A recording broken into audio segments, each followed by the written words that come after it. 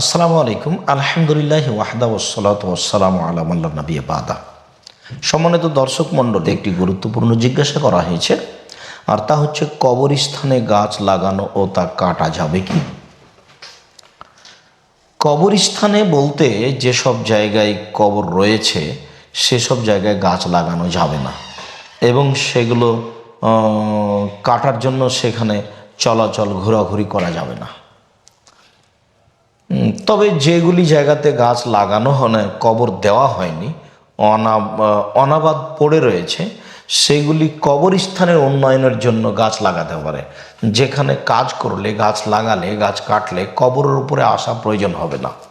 তবে যেখানে কবর রয়েছে সেখানে গাছ লাগানো যাবে না, কেননা সেখানে গেলে কবরের মর্যাদা রক্ষা করা যাবে না। রাসূল সাল্লাল্লাহু আলাইহি সাল্লাম যে কবরের মর্যাদা রক্ষা করতে বলেছেন, তারপরে বসতে নিষেধ করেছেন, তাকে পাকা করতে নিষেধ করেছেন, এসবগুলো যে বলেছেন মূলত কবরকে সম্মান করা। আর কবর পূজার জায়গা নয়, সেখানে মানুষ যাবে না, সেখানে মানুষ যাতায়াত করবে না। যেতে পারে কবর জিয়ারতের জন্য, পাশে গিয়ে কেবলামুখী হয়ে আল্লাহর কাছে তার জন্য প্রার্থনা করবে।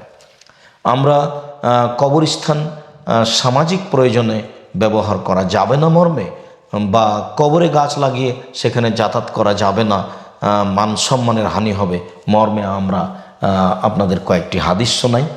জাবের রাদিয়াল্লাহু তাআলা আনহু বলেন, নবী করিম সাল্লাল্লাহু আলাইহি সাল্লাম নিষেধ করেছেন আই উজাসসাসাল কবর ওয়া ইউবনা আলাইহি, যে কবরকে পাকা করা হোক, কবরের উপরে ঘর নির্মাণ করা হোক, এটা তিনি নিষেধ করেছেন। ওয়া ইউকাদা আলাইহি, কবরের উপরে বসা হোক, এটা তিনি নিষেধ করেছেন। মানুষ যখন সেখানে গাছ লাগাবে, গাছ কাটতে যাবে, তখন স্বাভাবিকভাবেই কবরের উপর দিয়ে মানুষকে চলাচল করতে হবে, তখন কবরের মর্যাদা রক্ষা করা যাবে না। রাসূল সাল্লাল্লাহু আলাইহি সাল্লাম জোরালোভাবে নিষেধ করেছেন সে কবরকে পাকা করার ব্যাপারে, কবরের উপরে ঘর নির্মাণ করার ব্যাপারে, এবং কবরের উপরে বসার ব্যাপারে। মুসলিম মিসকাত 1697 নম্বর হাদিস। অনুরূপী রাসূল সাল্লাল্লাহু আলাইহি সাল্লাম আরও কথা বলেন, মুসলিম মিসকাত হাদিস নম্বর 1698। আবু মারসাদ আল গানাবী রাদিয়াল্লাহু তাআলা আনহু বলেন, রাসূল সাল্লাল্লাহু আলাইহি সাল্লাম বলেছেন, লা তাজলিসু আলাল কবুরে ওয়ালা তুসাল্লু ইলাইহা, তোমরা কবরের উপরে বসো না এবং কবরের দিকে মুখ করে সালাত আদায় করো না। একটি হাদিস এভাবে এসেছে যে তোমরা কবরের দিকে মুখ করে সালাত আদায় করো না, আর একটি হাদিস এসেছে তোমরা কবরের উপরে সালাত আদায় করো না, আর একটি হাদিস এসেছে কবরের পাশে সালাত আদায় করো না। যার কারণে আমরা বলেছি যে কবরের দুই পাশে যে মসজিদের দুই পাশে কবর রয়েছে সেখানে সালাত হবে না, যে কবরের উপরে মসজিদ রয়েছে সেখানে সালাত হবে না, যে কবরের কেবলার দিকে যে মসজিদের কেবলার দিকে কবর রয়েছে সে মসজিদে সালাত হবে না, সেগুলিকে পৃথক করতে হবে।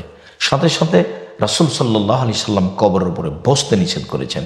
অতএব গাছ লাগানো এবং গাছ কাটানোর জন্য কবরস্থানে এইভাবে চলাচল হিসাবে যাওয়া যাবে না।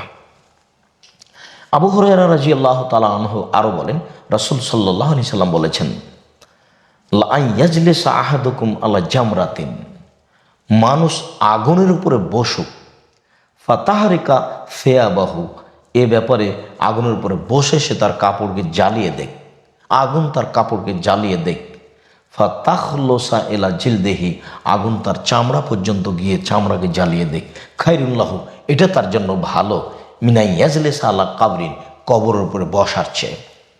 সম্মানিত দর্শক মণ্ডলী, আশা যে আমরা হাদিসটি বুঝতে পেরেছি যে রাসূল সাল্লাল্লাহু আলাইহি সাল্লাম কবরের উপরে বসা কথাটা নিষেধ করতে গিয়ে কত কঠোরভাবে বলেছেন যে মানুষের আগুনে জ্বলে যাওয়াও ভালো, এটাও মানুষ করুক, কিন্তু মানুষ কবরের উপরে যেন না বসে।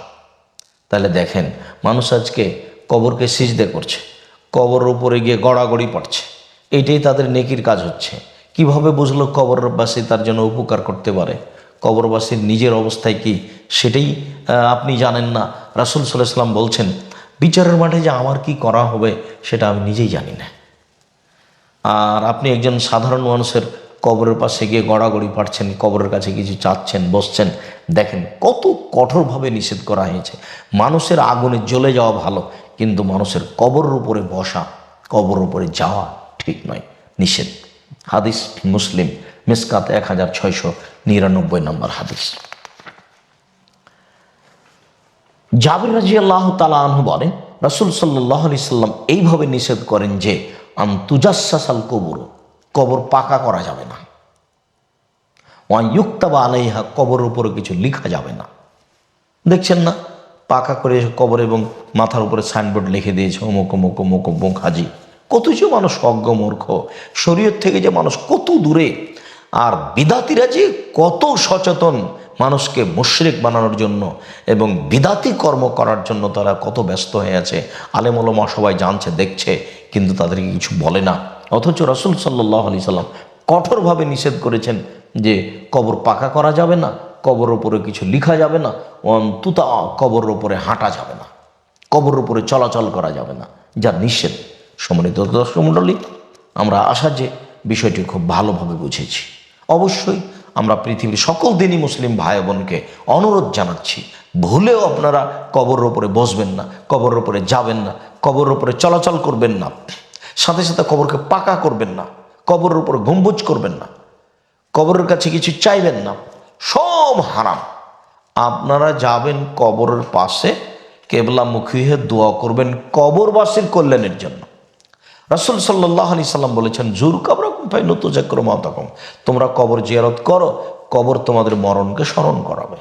কবরে গেলে ইনি চলে গেছেন, দুনিয়াতে ছিলেন, আমাকে একদিন যেতে হবে, এই কথাটা স্মরণ হবে।